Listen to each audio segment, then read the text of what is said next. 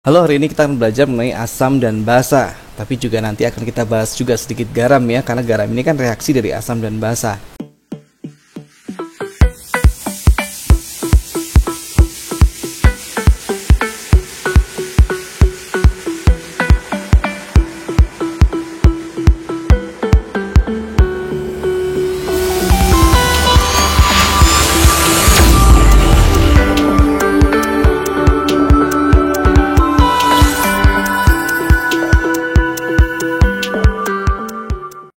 Nah, kita mulai aja dengan ciri-ciri asam. Ciri-ciri asam itu seperti apa? Asam itu rasanya masam.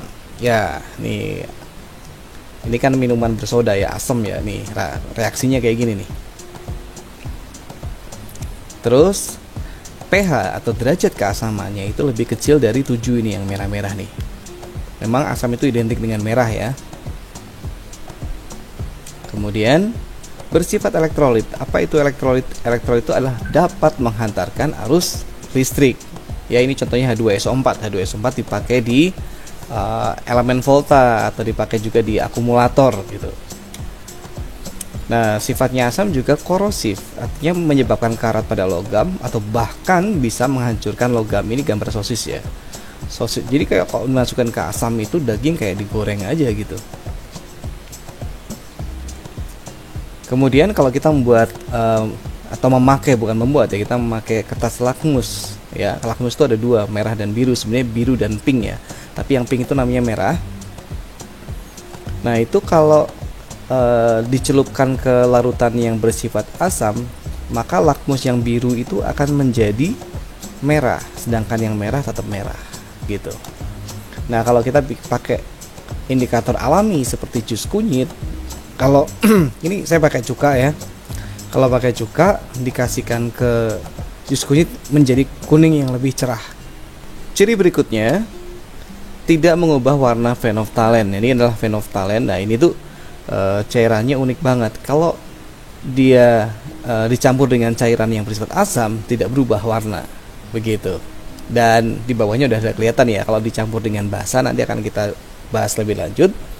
Itu warnanya berubah jadi pink. Jadi ini bisa dipakai untuk membuat tulisan rahasia yang kemudian kalau disemprot dengan air sabun akan baru muncul kayak gitu. Dan kemudian ciri asam dapat menghasilkan ion hidrogen atau ion H+ ya. Kalau nanti basa OH- gitu ya. Contoh asam apa aja? Asam karbonat, contohnya minuman berkarbonasi ya, mereknya apa? Coca-Cola, Sprite, Fanta, dan semacamnya. Asam sitrat pada jeruk dan lemon. Asam askorbat pada buah-buahan yang lain. Asam asetat atau asam cuka itu cuka makan kalau kita makan di bakso gitu ya. Asam laktat pada yogurt. Asam salisilat pada aspirin atau obat sakit kepala. Asam fosfat untuk cat anti karat dan bahan pupuk. Asam klorida ada pada lambung kita untuk pencernaan. Asam nitrat bahan pupuk dan peledak. Asam sulfat akumulator atau baterainya mobil tuh ya, dan bahan pupuk. Asam borat larutan pencuci mata. Asam benzoat bahan pengawet makanan. Asam formiat sengatan lebah. Asam malat ada pada apel. Asam tartrat ada pada anggur. Nih contohnya sengatan lebah ya. Nah, biasanya kalau udah nyengat mati sih dia, karena dia ada bagian tubuhnya yang ikut ya. Dan ini adalah Coca-Cola yang dimasukin Mentos ya, jangan ditiru lah ya, percaya saja. Ciri-ciri basa. Basa itu rasanya pahit, ini sabun nih ya, jangan ditiru juga. Derajat keasamannya lebih dari 7, yang biru-biru ini. Bersifat elektrolit juga, bisa menghantarkan arus listrik. Licin di kulit. Nah, contohnya sabun ya, tolong gunakan sabun dengan bijaksana. Kemudian kalau kita pakai lakmus ya, lakmus merah itu jadi biru. Kalau lakmus biru tetap biru pada cairan yang bersifat basa. Kalau kita pakai indikator alami seperti kunyit, jadinya coklat gelap gitu, lebih gelap daripada jus kunyit yang aslinya ya. Misalkan ini jus kunyit yang asli, ya ini hasil dari basanya gitu. Mengubah warna fenoftalen menjadi pink, tadi sudah dibahas ya. Kemudian menghasilkan ion OH-.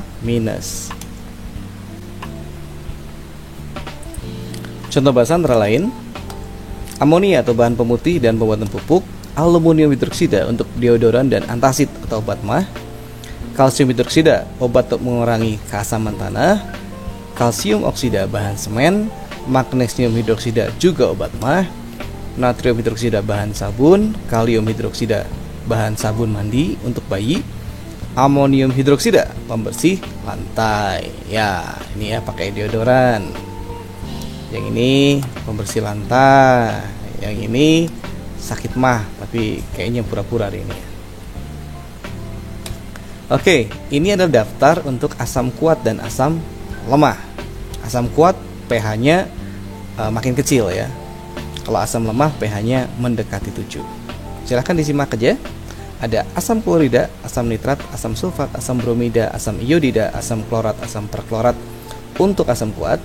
Untuk asam lemahnya ada asam fluorida, asam sianida, asam asetat, asam sulfida, asam sulfit, asam karbonat, asam sitrat, asam askorbat, asam hipoklorit, asam fosfat, dan juga kena digolongkan sebagai air, tapi air ini netral ya biasanya. Ini contoh asam kuat ya, bisa membakar ya. Nah, kalau basa kuat, contohnya adalah lithium hidroksida, natrium hidroksida, kalsium hidroksida, kalium hidroksida dan kalsium hidroksida maksudnya, rubidium hidroksida, strontium hidroksida, cesium hidroksida, barium hidroksida, magnesium hidroksida. Yang lemahnya ada amonia, aluminium hidroksida, besi 2 hidroksida, dimetilamina, hidroksiamin, amonium hidroksida, dan besi 3 hidroksida. Ya, yang ini aja lah yang penting untuk basa yang kuat, NaOH, KOH, kemudian BaOH 2 kali, CaOH 2 kali. Oke, sekarang tambahannya garam. Apa itu garam? Dapat mengantarkan arus listrik adalah ciri yang pertama. Tidak dapat mengubah warna pada kertas lakus merah maupun biru. Apabila terbentuk dari sebuah asam kuat dan basa lemah, garamnya akan bersifat asam. Kalau terbentuk dari zat asam lemah dan basanya yang kuat, sifatnya akan basa.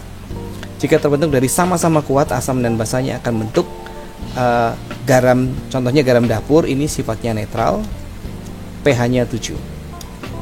Ini adalah molekul senyawa daripada garam ya, NaCl. Oke, contoh garam antara lain natrium klorida atau NaCl, garam dapur itu ya, kemudian natrium bikarbonat, baking soda atau pengembang kue, kalsium karbonat untuk cat tembok, kalium nitrat untuk pupuk dan bahan meledak, kalium karbonat untuk sabun dan kaca, natrium fosfat deterjen, kemudian amonium klorida untuk bahan dalam baterai. Nah, ini yang terkenal ya. Sampai di sini pelajaran hari ini, sampai ketemu di pelajaran berikutnya.